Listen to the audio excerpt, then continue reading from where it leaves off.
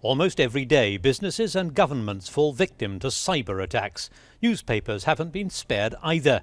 The European Commission estimates that cybercrime costs the EU hundreds of billions of euros a year. The major political blocs are taking action in order to reverse the trend. On the 3rd of November, as G20 leaders gathered in Cannes, the Americans and Europeans organised a major cybersecurity exercise behind the scenes. The aim was to coordinate real-time responses to crisis situations. Cybersecurity has a lot to do. These kind of exercises, they are most helpful in the way and understanding how to succeed in improving the cybersecurity. But how to balance the need for cracking down on crime with protection of fundamental rights? The European Commission proposes strengthening law enforcement capabilities.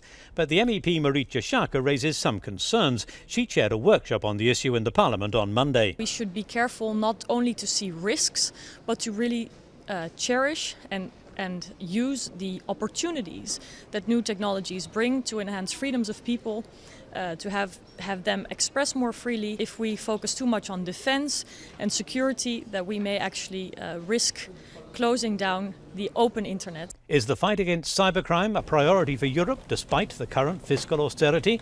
MEPs have already answered in the affirmative. They've specifically asked member states not to cut the funds foreseen for this purpose next year.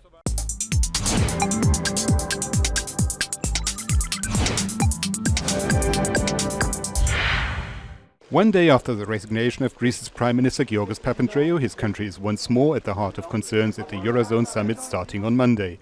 Will the transitional government bring enough stability to rebuild confidence and prevent a spillover of the crisis to other bigger economies? Stay tuned for the next round in Tuesday's Economics Council.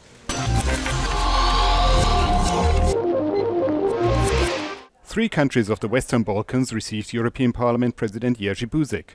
Croatia, which will join the EU in 2013, Serbia and Bosnia-Herzegovina. At the site of the massacre of Srebrenica, Buzek paid homage to the victims of Europe's most recent war. I express my deep sympathy to all the families of those executed here. That was one of the most horrifying crimes of the Europe's recent history, and we must be sure it will never happen again. The Parliament's Budgets Committee voted on assistance for more than 8,400 redundant workers in Ireland, Greece and Austria.